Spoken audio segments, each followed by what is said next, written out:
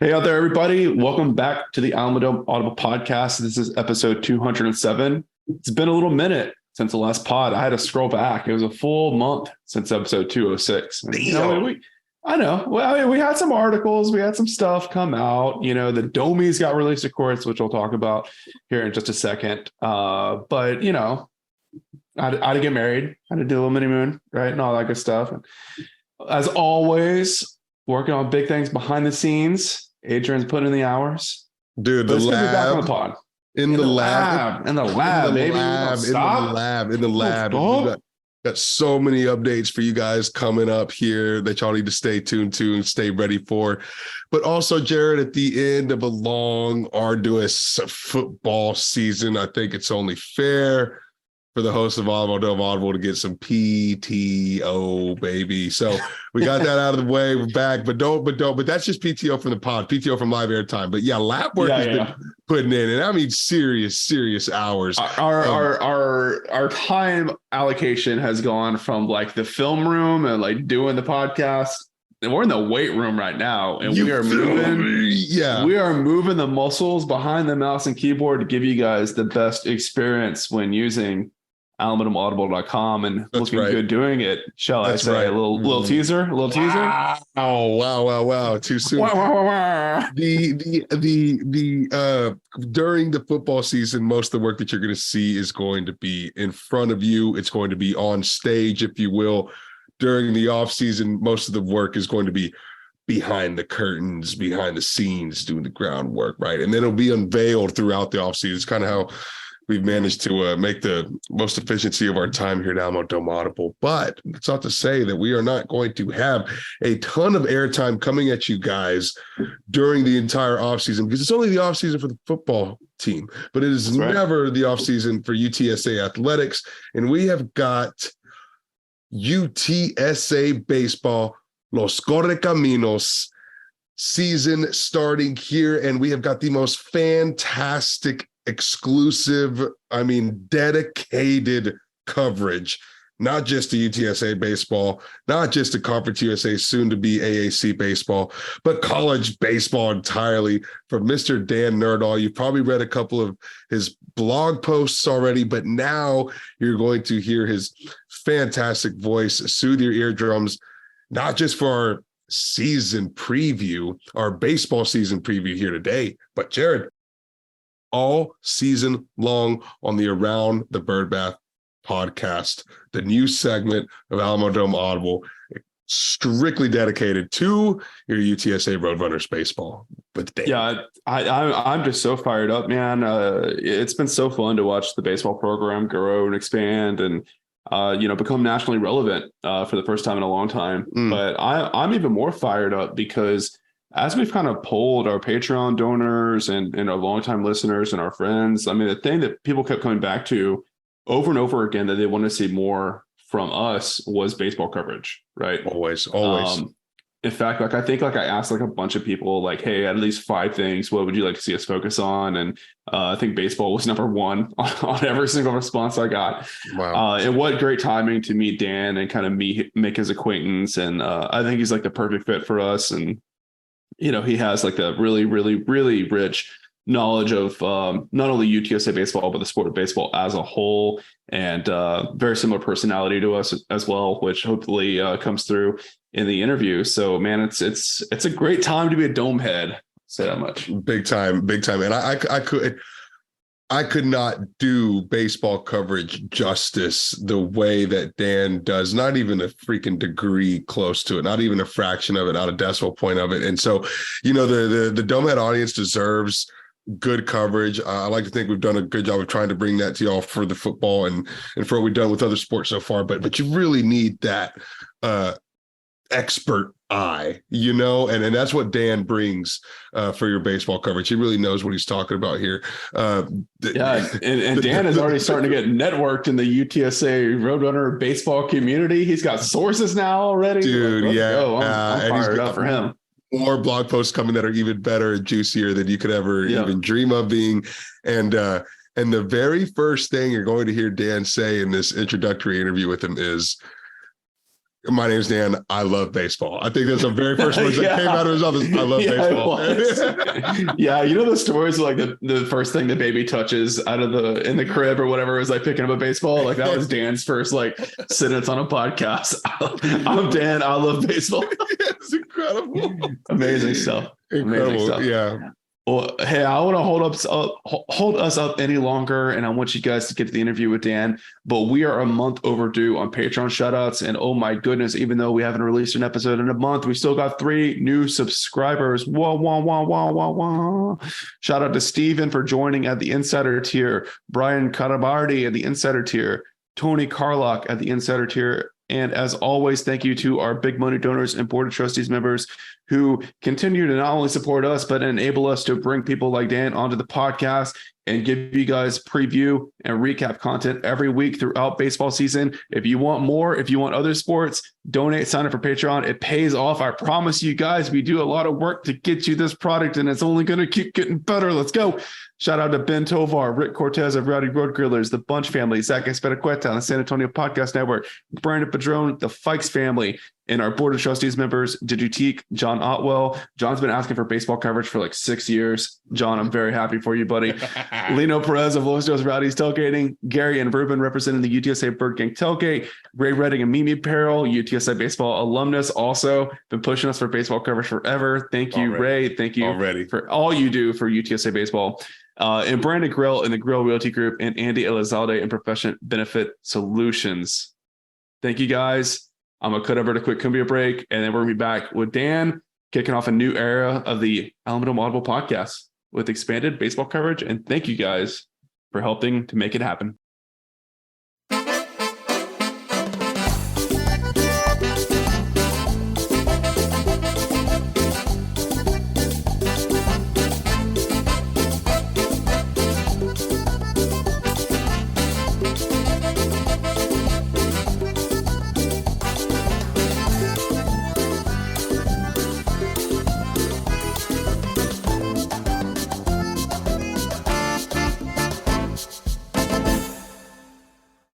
Folks, welcome to the very first edition, hopefully the first of many, of Around the Birdbath with our man, Dan Nerdahl. Dan has been doing an awesome job giving us some baseball coverage here at Alamodome Audible and really helping us take baseball coverage to the next level. You know, Adrian and I have kind of kicked the can around, and we've done a little bit here and there, but Dan is truly the expert, and he is all in on UTSA baseball. So, Dan, welcome to the podcast for the first time, and thank you so much for helping us out and helping, showcase this awesome program we have here in San Antonio.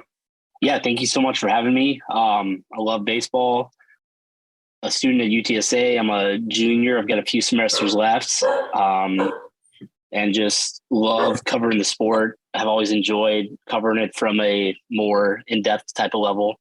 And, obviously you guys were talking last fall about wanting to up coverage in a lot of the Olympic sports. And Jared, obviously you remember reached out to you on Twitter, DM'd you and just said, hey, I'd like to kind of throw my hat in the ring for providing some baseball coverage. And here's what I think we could do. And here's what I think would work. And here we are now in February, and the season starts on Friday, and exciting time to see all the growth that Alamodome Audible has taken, and exciting to see the growth that the Roadrunners are going to take this season, hopefully.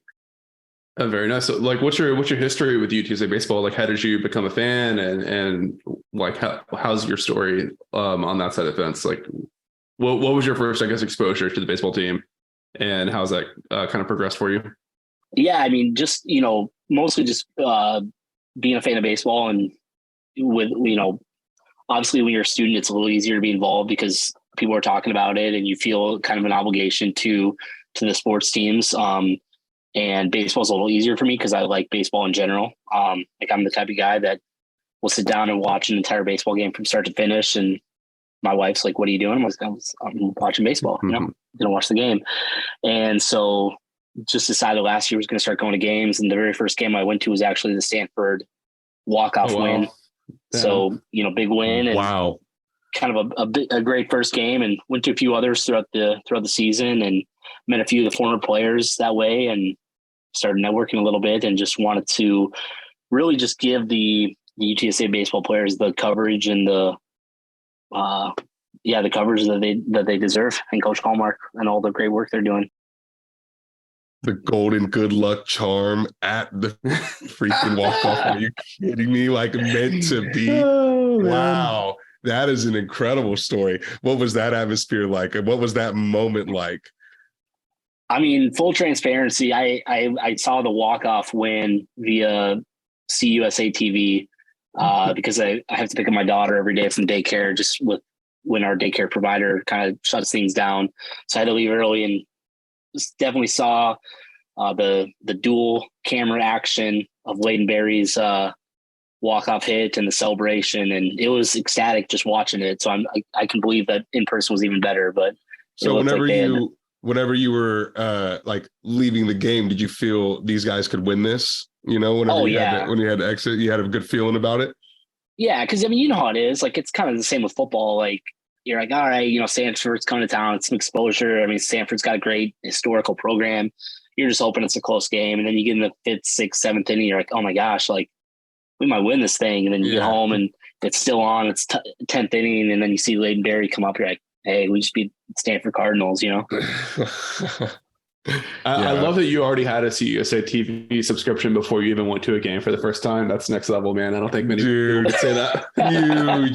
Wow. Yeah, that's incredible. Yeah. Shout out to Layden Berry and Shane Serdashny. That was a 2022 Domies Play of the Year nominee. So if you guys haven't checked out the Domies on YouTube yet, go check out our YouTube channel, Alamodome Audible. It's all there. Hope you guys enjoy it. I'll probably plug it like 3 times. Get some traffic over there. Man, we're really trying to get those YouTube numbers up, man. We can get some money if we can get to 1,000 subscribers. I think so that's a golden number. Yeah. So I'm going to shamelessly plug that a couple more times. But great transition though, because I kind of wanted to start things off with kind of a synopsis or a recap of the 2022 season. I mean, to help out newcomers that kind of maybe just jumped on the bandwagon because baseball was so good last year and weren't really following for most of the year.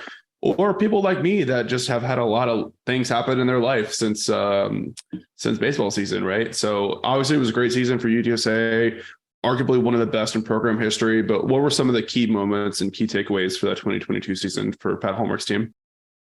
Yeah, I mean, obviously, you know, we talked about in the fall recap, they definitely hit some benchmarks in terms of home runs, strikeouts, kind of some season highs, and definitely one of the better years since Coach Hallmark's been there.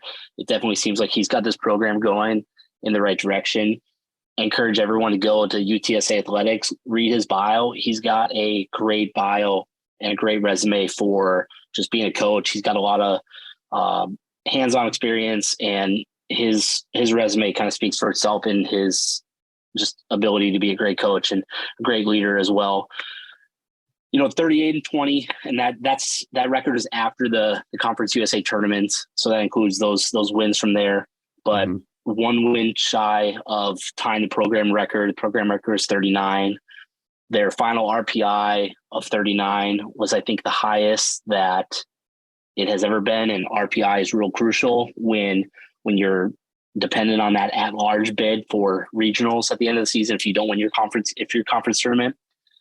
And so highest RPI they've had in program history, I believe. Dan, real quick, I'm going to pause you right there because I think a lot of folks are not super deep into college baseball. Can you explain RPI for those that maybe are not familiar with the term? Definitely. Yeah. So RPI is what the RPI stands for, because I always forget, but it's just the percentage. It's just the record percentage index. And so it's based on a team's win-loss and strength of schedule. So 25% of it is based off of your winning percentage. 50% of it is based off of your opponent's winning percentage. And 25% of it is based off of your opponent's winning percentage. So it definitely matters who you play, how they fare, and then obviously how you win. So they don't want all of it to be on your own winning percentage, because then you could just schedule cupcakes for your non-conference and have a really good winning percentage. But that's why your opponent's winning percentage comes in as well. And it's interesting because, you know, we'll get into more of this, but we obviously know that a lot of us felt like UTSA was snubbed out of a regional spot last year.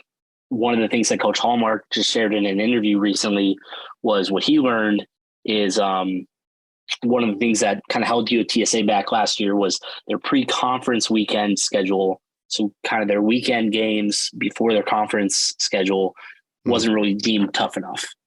And, he said that's kind of a hard pill to swallow because they set those non-conference schedules so early, and you don't necessarily know how those teams are going to fare. You could have a team like they're playing Utah this year, and Utah could look really good on paper. They get some injuries. They have a really bad season. Now, unfortunately, those wins against Utah might not look as good at the end of the season. So it's just kind of a metric, and baseball loves metrics. They love stats and data and everything more than any other sport. And it just kind of is a mix of your strength of schedule and your winning percentage to see kind of what type of team you are more than just 50 wins, because there are so many teams and so many conferences. Yeah, and I know we probably don't want to go down the facilities rabbit hole on this podcast. You did have a great article about that recently that people should certainly check out on alabamaaudible.com. Ooh, another plug. I'm killing it. But I think it's really tough to get solid, kind of Power 5 conference baseball teams to come to San Antonio and play a home game at the Birdbath because either they've experienced the coaching staffs have experienced themselves. So word has kind of gotten out around the coaching community that if you go there are no locker rooms, there's no bathroom. You got to walk halfway across campus and hit the porta potty. So I think that's another thing that holds this program back in probably a lot of ways. Like you said, it's important to have those quality opponents and the out of conference play. But when you have facilities to work with like UTSA, it's I think really tough to get those teams to agree to come down to San Antonio, even if they're from up north and the weather is really bad up there and they're looking for games in the South. If it's between like UTSA or, even a lower tier program that has a better facility, they're probably going to go with that better facility. Like UTRGV is one example I can think of where like they pretty much play in like a AA minor league stadium that's on campus for them. So just something I wanted to call out, because I know we're kind of starting from the base level for baseball fans here, or hopefully soon to become baseball fans even. There you go. Yeah, definitely. I think, it's like anything else, football kind of has newfound success over the last few years with Coach Traylor and the conference championships, and they're starting to get some respect on the national level. I think baseball is the same way. If Coach Hallmark can continue to develop these players, continue to put wins on the board, and continue to produce these seasons to where 38-20 or 40-18 doesn't become a shot in the can, but an every season expectation, then other programs will want to come down because they know that UTSA will put out a good season, and that's going to help their RPI as well. Because if they can steal a win from us, or if they can win a series over us, then that's going to help them at the end of the season as well. Right. So, and then on the flip side too, if UTSA ends the season of 40 RPI, losing that February game against them is not going to hurt you as much as it would if they're, a 200 RPI or whatever. Yep. Yeah. Other things from 2022, they did okay against RPI teams in the top 50. They were 9-10 against top 50 RPI. Obviously, other wins came from 51 to 200 plus. The 38 wins were the most since 2008. 19 conference wins were the most since 2009. Other than the Stanford win that we already mentioned, back-to-back wins over the Southern Miss Golden Eagles in the Conference USA tournament on their home field, get to the championship game. Southern Miss, beat them in the regular season series. So obviously those were huge wins to help the RBI at the end of the season, got into the conference championship game. I'm still bitter. I don't know why the entire Conference USA tournament is double elimination, but the championship game is not, because UTSA had not lost a game before the finals. La Tech had. So I think La Tech should have had to beat us twice. It's a single game for the championship. They lost on a walk-off in the bottom of the ninth inning. Heck of a season. It was great. Yeah, and of course with Southern Miss, send them home sad, or I guess back to the dorm sad. They were back to the dorms. Yeah, last year at Conference USA for them, and I think their fan base kind of thought that they ran Conference USA baseball, so UTSA got to send them out with an L, which was nice.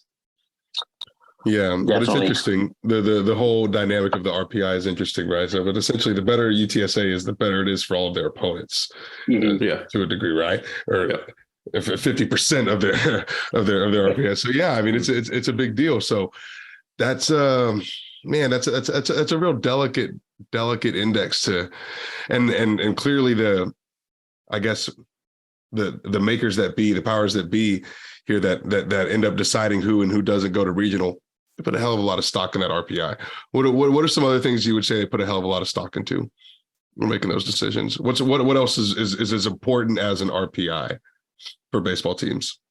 Yeah, I mean, so obviously winning your conference is the automatic bid. There's we already mentioned there's 300 Division I teams.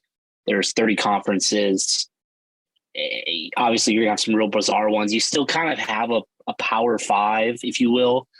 Some of the more who's who in college baseball coverage. D1 baseball. I get a lot of my information from them, and they're really stepping up their game as well. A lot of the meatier stuff is behind a paywall, but it's definitely worth your money. They're going to start doing the percentile wins, this season, where basically the win probability charts this season for every game, basically showing like where teams' win probability is. They're going to start producing the more deeper stats that the baseball nerds care about, like WHIP and weighted run average plus and all those fun things. But winning your conference, that gets you an automatic bid to the regionals. And so basically 64 teams make the regionals. So 30 teams get the automatic bid, and then another 34 get the at-large bid. And that was the other thing that Coach Hallmark talked about that kind of hurt UTSA last year, was in conference play in general, UTSA included, there was a lot of upsets across the nation. So what that means is if you've got a favorite like Texas A&M and they get upset and they don't win their conference, now they're a higher rated RPI team and they're taking one of those at-large bids from UTSA because they don't get that automatic bid for conference champs. And so that was a big factor too, was a lot of upsets across the conference tournaments. Interesting. Okay. Yeah, that makes sense. Yeah, sure. Go ahead. No, go ahead. I was just going to say the easiest way to get there is winning your conference, but baseball is a funny sport. I mean, you can beat a team 10-0, or like what we were talking about beforehand with Tarleton State. I think the first game of the season last year, they won like 21-8. And then the final game of the weekend series, they lost like 12-1. So you don't want to be depending on winning the conference, but that's the easiest way to get in, kind of. From an individual performance standpoint, who were some of the standouts on the roster last year?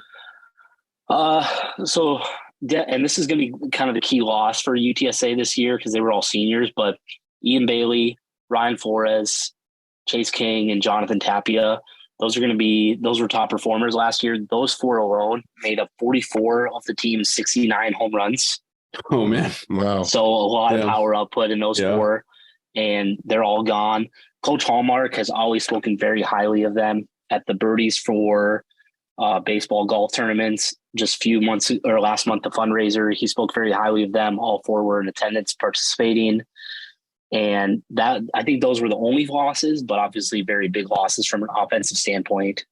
And then Luke Malone, he's definitely made a name for himself. I think he was the very first NIL athlete with Meet Me apparel. And he's in his final season, kind of like that whole COVID extra season type thing that a lot of players found himself in. But last year, he definitely turned a big corner. He started off at A&M Corpus Christi, didn't have a great start to his career. Even his first year at UTSA wasn't the best, but last year definitely turned a corner. Definitely one of the leaders coming in this year, and going to be kind of the main starting pitcher going into the weekend series. Yeah, and of course, Luke started his time at UTSA as a walk-on. Super impressive. Man, one of my favorite UTSA athletes out there. Yeah, awesome. Yeah, great guy. Obviously, Layden Berry is another big one to watch, second baseman. Led the team in a lot of stats, and he even appeared on D1 Baseball's 48, or he was 48th on their top second baseman out of 50. So he's getting some national coverage too. Nice. Cool.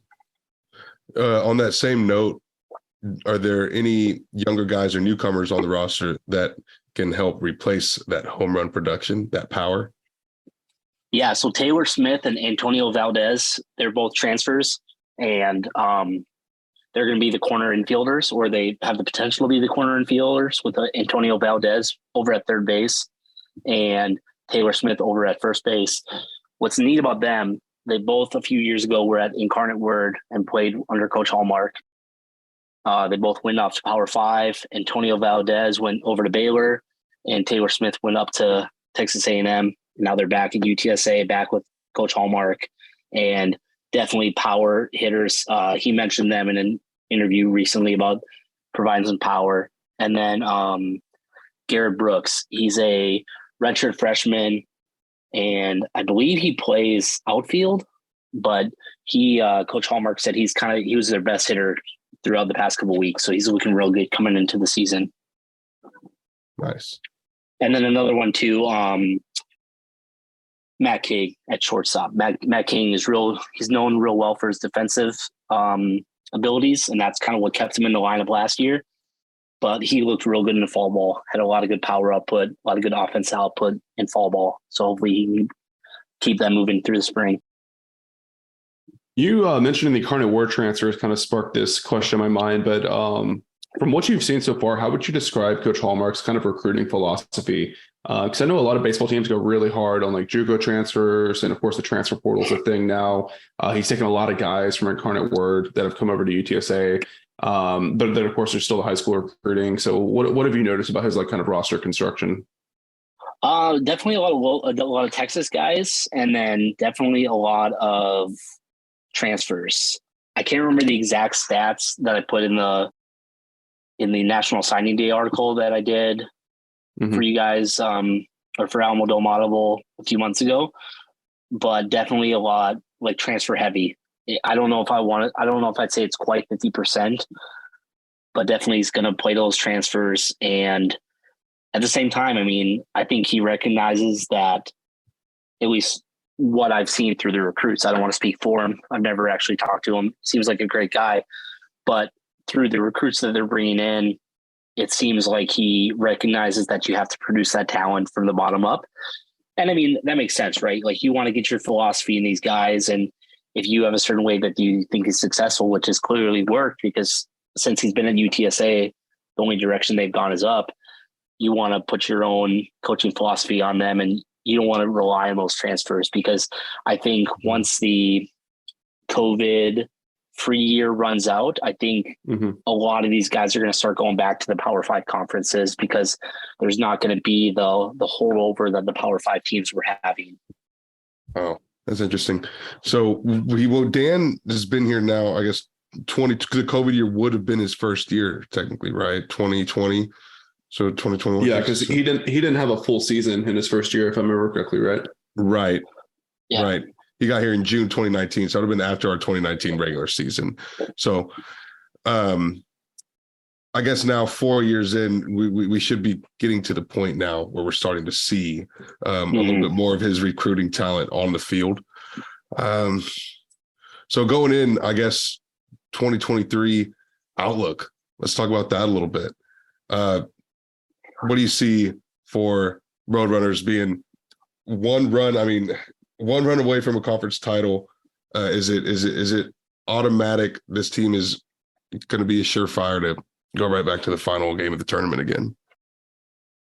You know, my homerism and my positive outlook would love to say like they're a shoe-in for winning Conference USA. Like regular season, I'd love to say they're a shoe-in to make the Conference USA tournament finals. They're definitely going to have some question marks. You know, we already touched on those 4 key losses and the power output they produce. That's going to be something they're going to have to address and figure out. They're real good at playing the small ball, and they're real good at kind of playing that situational baseball and situational awareness of advancing runners and scoring runs that way. But you need to kind of be able to hit those home run balls and, you know, get 2 or 3 runs on one swing.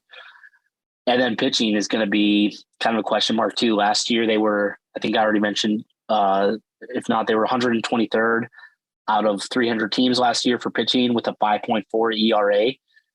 You're definitely going to want to figure out those pitching question marks. You know, Coach Hallmark, he said that he thinks that the pitching is kind of the best he's seen yet in his time.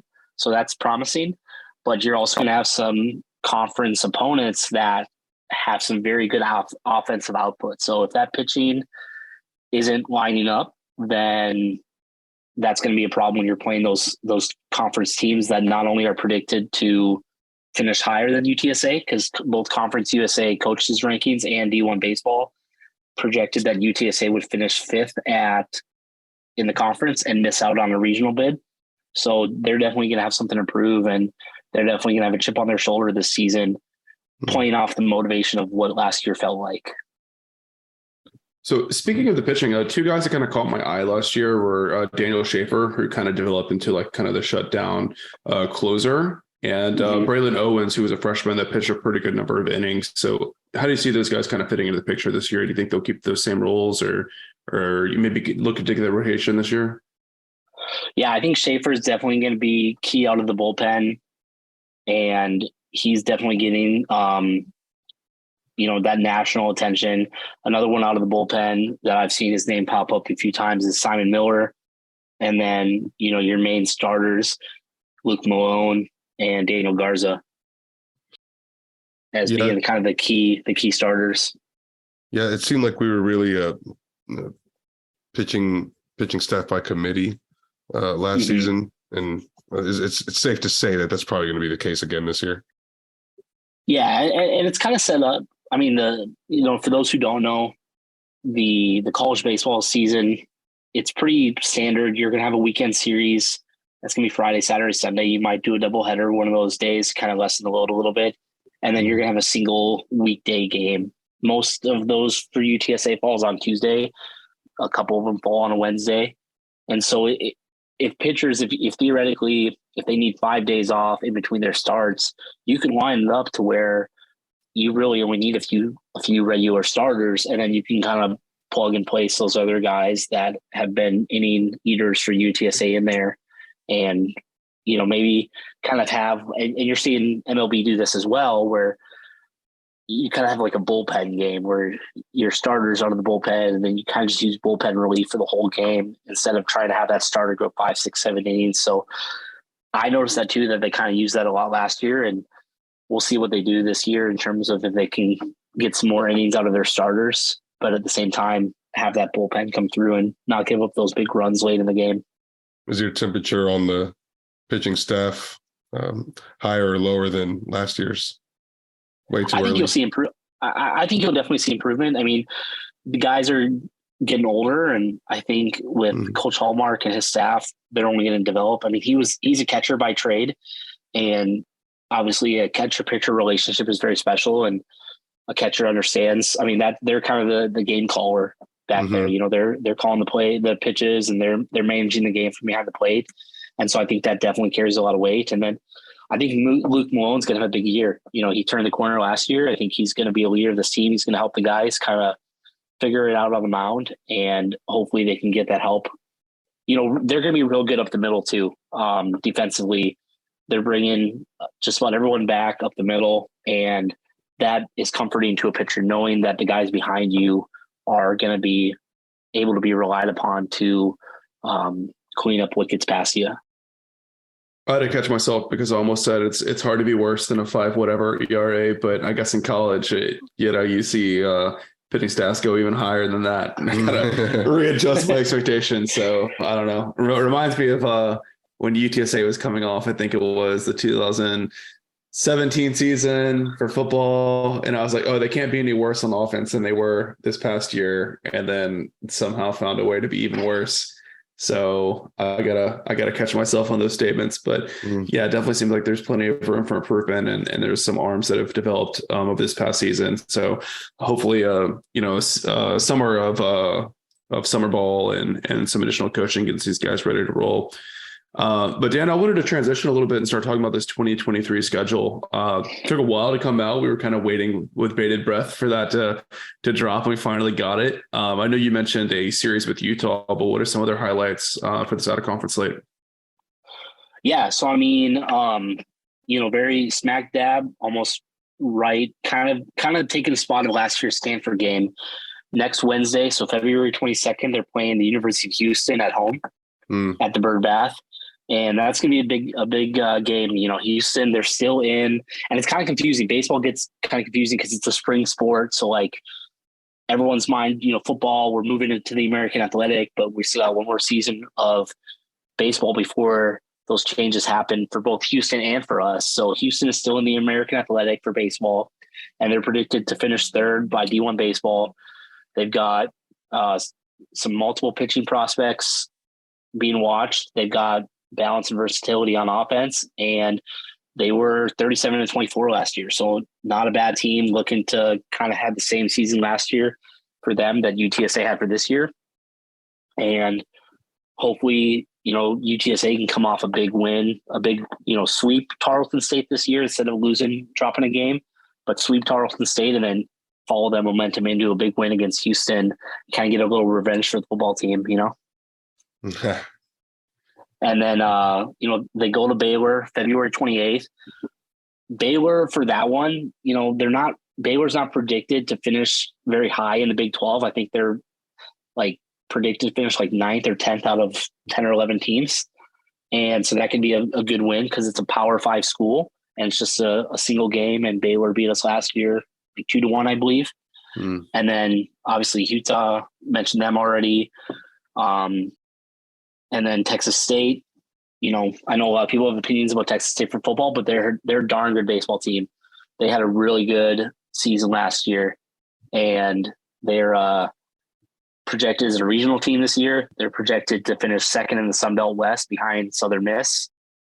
And some people are even saying they could be a dark horse for making the super regionals. So that's a home and away. We'll play them at in San Marcos, and then a few months later we'll play them here at the Birdbath.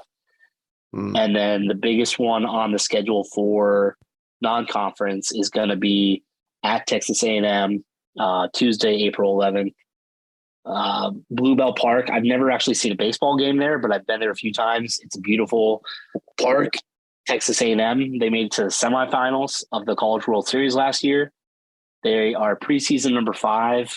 They're predicted third in the SEC West. They're a regional team projected, and there are 9 SEC teams in the preseason top 25 by D1 baseball. So that is definitely circle it. If you are looking for a road trip, for a midweek road trip, get down to College Station, go support the Roadrunners, see that beautiful park, and hopefully upset the Aggies and have some bragging rights over them. That is just absolutely insane that they're 5th preseason ranking and then only 3rd in the SEC West. They're truly on a different stratosphere over there in the SEC. It's nuts. Yeah, so number 1, LSU's number 1. Obviously, they're an SEC team, and then Ole Miss, last year's NCAA champs. They're number 2. But LSU, just today it broke that their star pitcher is going to be out this season. He has to get UCL surgery, so it'll be interesting to see how that affects them. So we're already seeing some injuries before the season already started, unfortunately. But that's kind of the highlights for the non-conference matchups. And a lot of those, once we get to mid-March, a lot of those are just going to be single game, either traveling to Baylor, going to San Marcos, or hosting someone here. Wow. Nice. So looking into conference then, and then we've got a super late out of conference matchup as well against Sam Houston. That's a pretty juicy one as well. But sorry, go ahead. Oh no. Did you have something on Sam? I didn't. I kind of looked over that one a little bit. I think they're a pretty good team, and that could be a good win. Hosting them should help. But we'll see how they're looking in a few months and how much that helps us in the RPI category. So how about conference matchups then? Who are the teams to watch for besides LA Tech, obviously? Yeah, so obviously mentioned LA Tech. Charlotte, they're kind of you don't really think about Charlotte. And even when I saw Charlotte was projected to win the Conference USA, I was like, what? That can't be. But, they're looking like a real good team. They've got the potential to have the best position players in CUSA. They just had 3 SEC players transfer in. You always wonder, when obviously we just talked about the SEC, so obviously that's a big deal transferring from there. But you always wonder, why they're transferring. Is there a reason they're transferring? How good are they going to be? How are they going to adjust to it? But Charlotte, and then Charlotte was picked by one of the D1 baseball They just did a podcast about like top teams to have a turnaround season, and one of the guys picked Charlotte, and so they're going to play at Charlotte middle of April, early April. So if they can at least win that series against Charlotte, that's gonna be big. Rice isn't predicted to finish very high. I think they're 8th in Conference USA.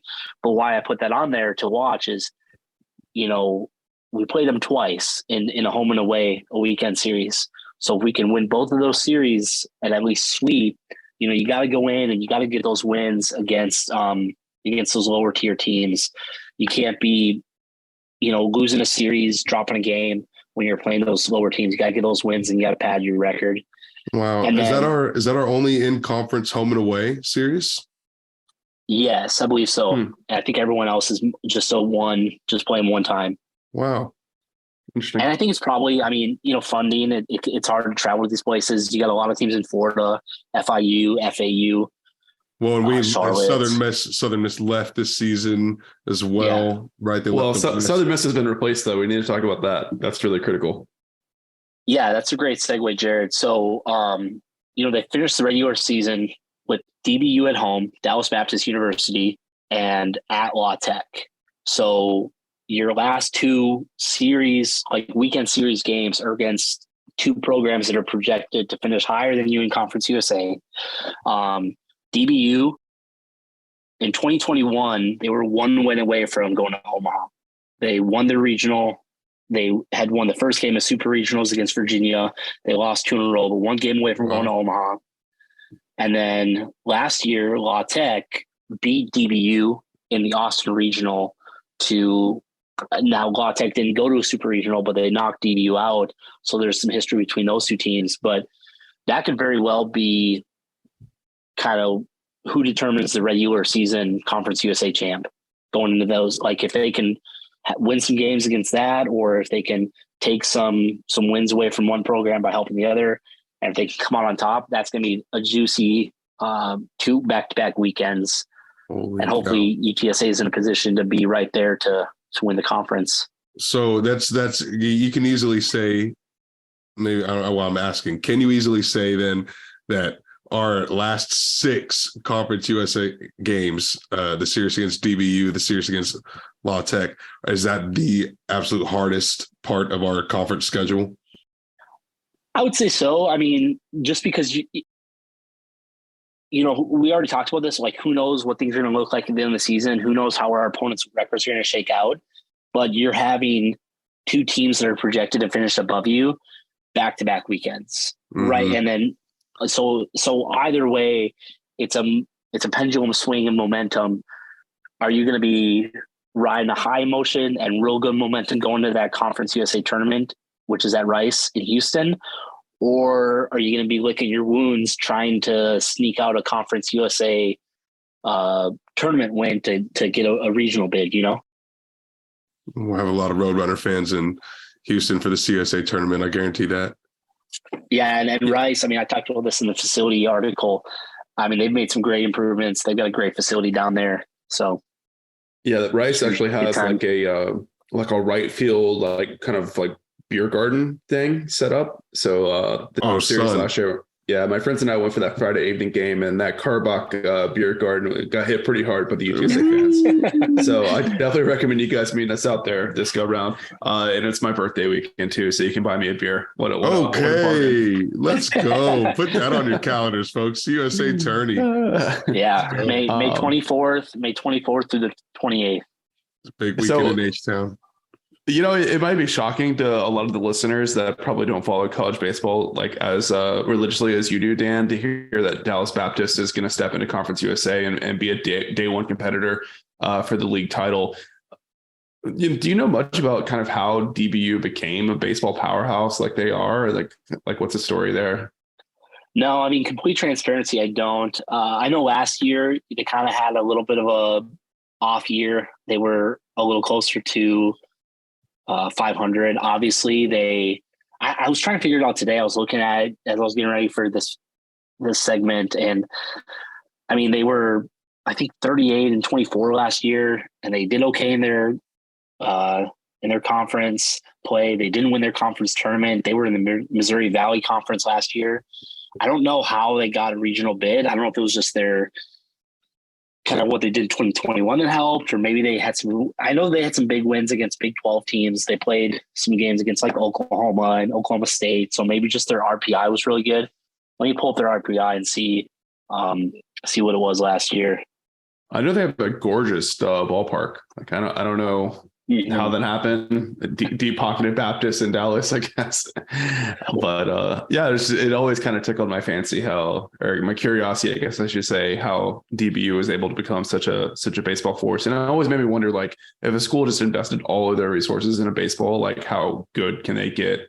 How quickly? You know what I'm saying? Because I feel like there's more opportunity to get into postseason play in baseball than other sports, you know, and even to host like postseason play. So I think baseball is like really unique compared to all other college athletic sports in that sense. Yeah. I mean, their RPI last year was 31, so only 6 spots higher than UTSA, but their non-conference RPI was 4, which is really high. And UTSA's non-conference RPI last year was 60. No, I'm not sure, but I don't know what their non-conference RPI was last year, but I know like DBU's strength of schedule last year was 15 and UTSA's was 67. And then their non-conference strength of schedule was 1. Wow. And UTSA's non-conference strength of schedule was 107. So I guess that's where the difference was. And that got them in. So sometimes even if you don't win all those games, I mean, schedule tough teams. And we're seeing that with football too, right? Like as you want more respect from the college football playoff, and UTSA football kind of ran into this, like they were so good and we thought they were so deserving of a New Year's Six Bowl, but man, Conference USA football was so bad. Like, and even the teams they played, like Houston ended up going 6-6, I think. They had a lot of injuries. Army just didn't really, and then even Texas kind of fizzled out a little bit. So UTSA football and baseball didn't really get any help last year. So with this season, you know, considering UTSA was like an hour or two away from going to a regional, is it kind of regional or bust for the team this year? I mean, would you say that the season was a failure if maybe they get snubbed again? You know, I don't know. I mean, the more I've learned even in the last few weeks about how this can work in terms of, you know, strength of schedule and all these factors.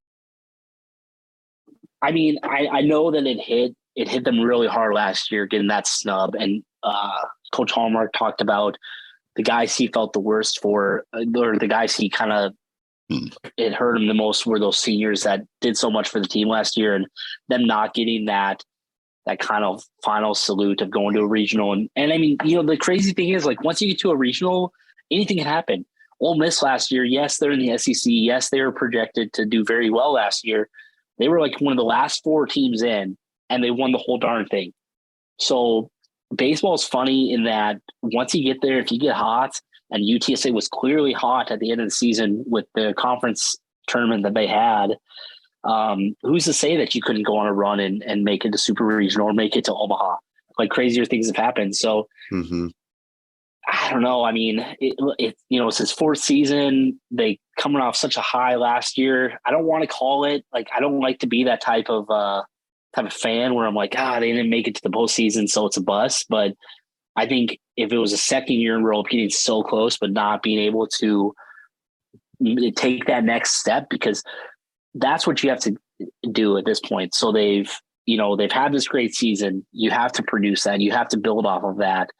And with where they're at, the only way to build off of that is to win that conference tournament and to get that regional bid. So I'm gonna abstain from making a call on if it's regional or bust, but I think you'd have a lot of disappointed players, and the coaching staff would definitely be a hard hit if they didn't make a regionals again. Because you also, I mean, you have those super seniors, right? Like, you got Luke Malone, you got Shane Stradashny, you've got Layden Berry, and next year might be a little bit of a rebuilding year because you lost the 4 last year. You're losing the other ones this year. This might be like kind of the year to put it all together and really help your momentum moving into the future and moving into the AAC, because you know who's waiting in the AAC? East Carolina, and they're preseason top 15. They've got a ballpark and facilities that can rival minor league teams, and that's who's waiting for you on the other side of things. So you got to have some momentum going into the AAC. Yeah, and I feel like a lot of the best teams that are left in Conference USA are also the ones that are going to the American. You know, we know Charlotte's getting hyped up this year. FAU traditionally have a really, really strong program. You know, I feel like if they get their facilities in order, they're definitely going to be a perennial top 25. So yeah. Dan's AAC preview coming soon. Oh yeah. Oh baby, that's gonna be fire. It's gonna be nice to have the baseball games on ESPN Plus and not Conference USA TV. Sure. Yeah, and I don't know. I mean, it's kind of like, you know how they have those. And I mean, I appreciate them just putting anything on the web, because you know I've got a little one. I've got a 20-month-old, and like I said, I'm a student, so I can't make it to every single game. I'd love to be at every single game, but with 32 home games, I can't be there.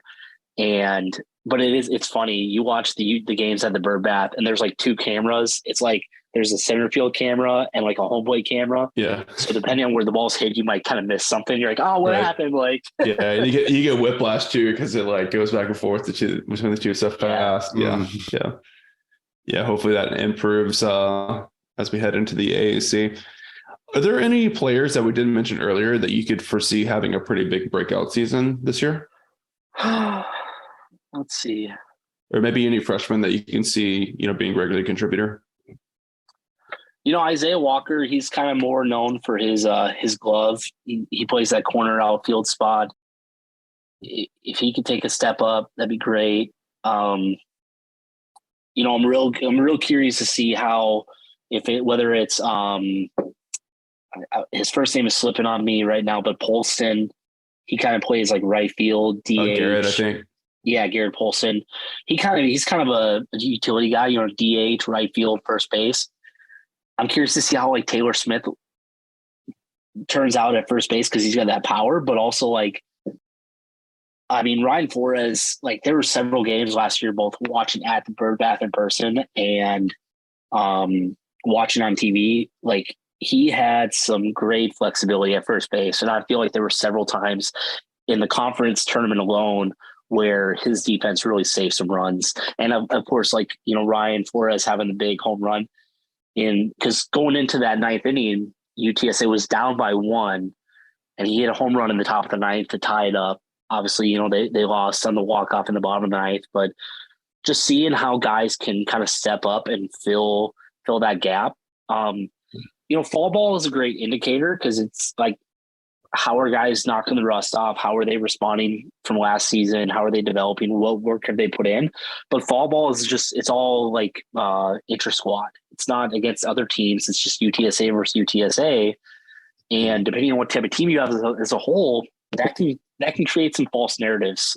You might have some guys look really well, but if UTSA isn't known for their pitching staff, maybe that's not a true indicator of how their offensive output's going to match up against a team that has really good starting pitchers and relief pitchers.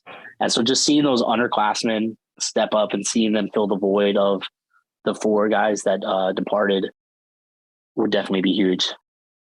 Real nice.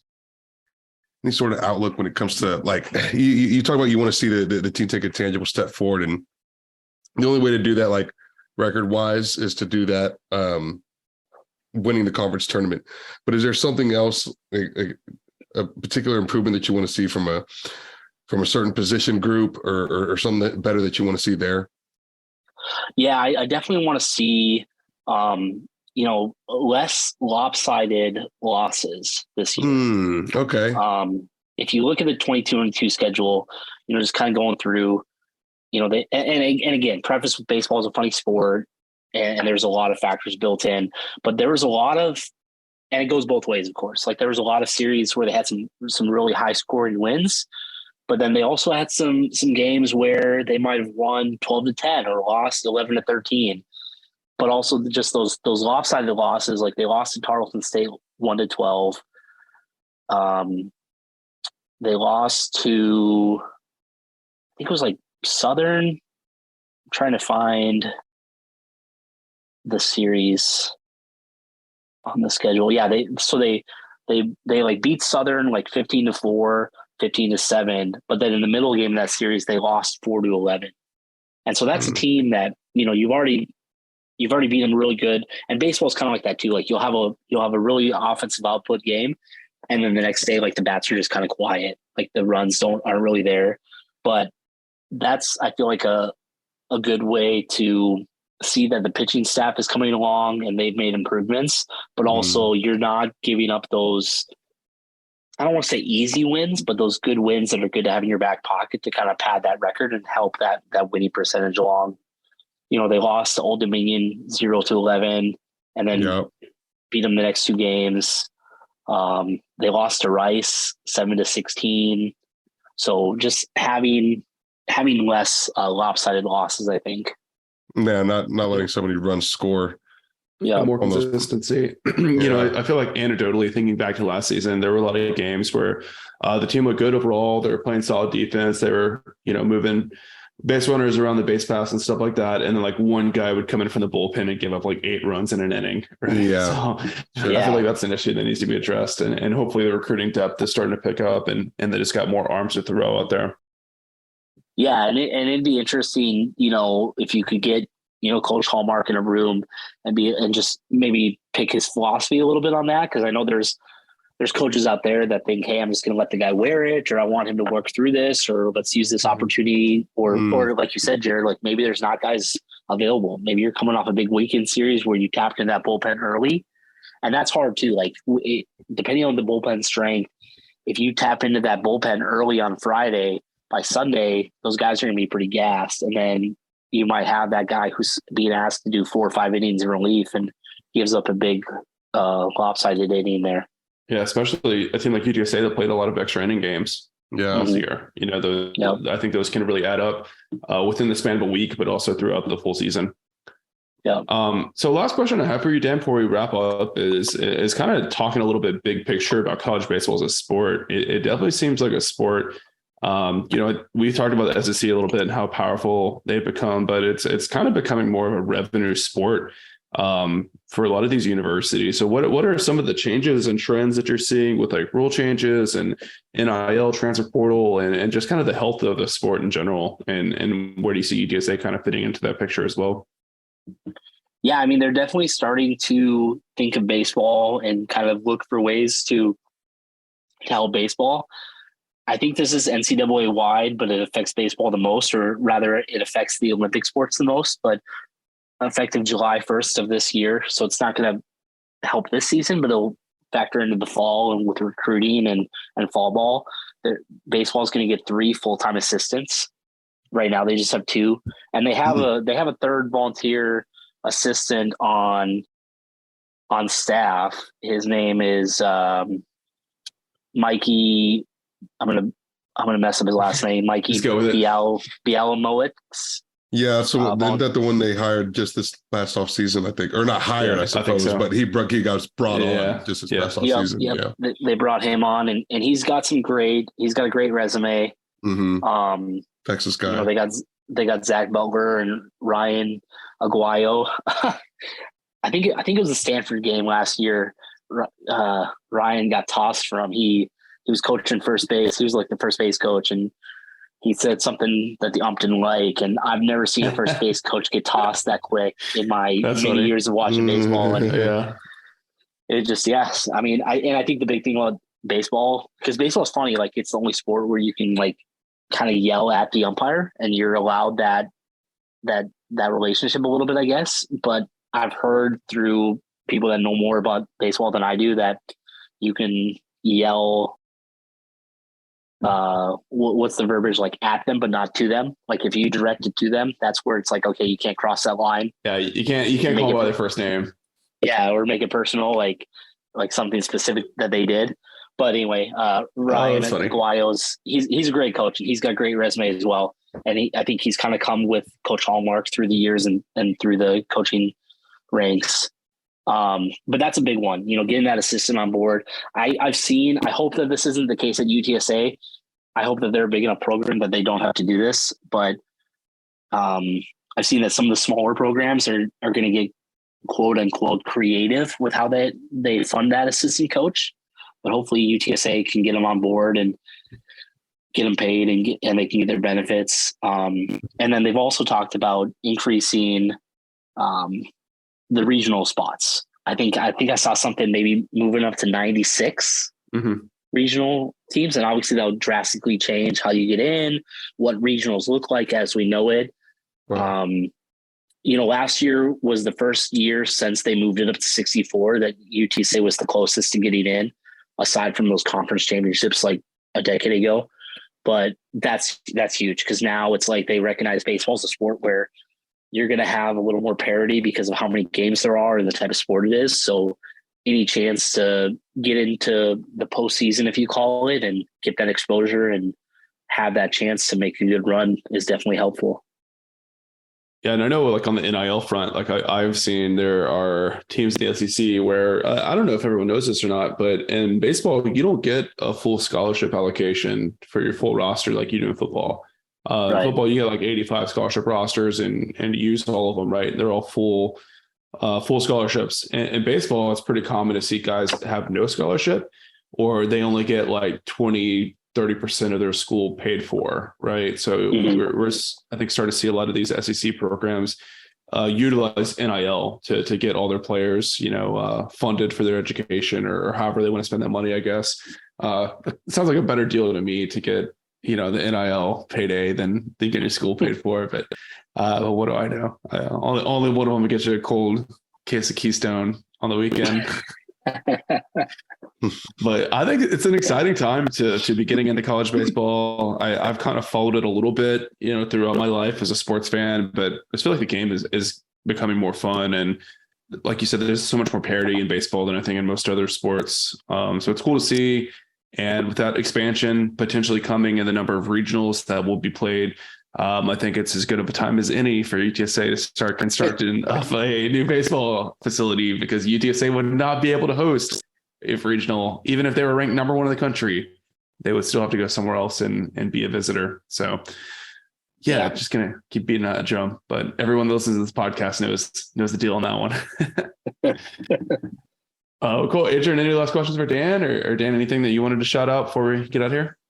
Man, I just want to say I'm just absolutely blown away by Dan's coverage of not just UTSA baseball, but college baseball in general. It seemed like you pay a hell of a lot of attention to it. And I'm just super excited to see how this season goes on AlamadomeAudible.com underneath the baseball tab, because this is just fire. It's just going to be great content. Yeah, man. So fantastic work. Just really fantastic work, sir.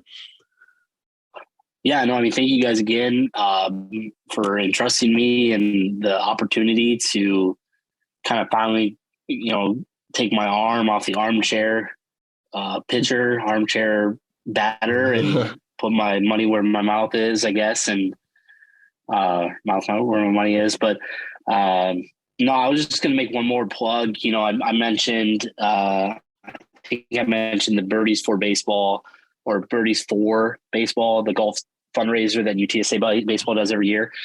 I kind of got tipped off by Ray Redding of Meet Me Apparel that it'd be a great thing to go to and just kind of hear some remarks from Coach Hallmark. And he touched on the lineup, kind of mentioned who the starters were going to be, but also he just talked about how beneficial that fundraiser is for the program.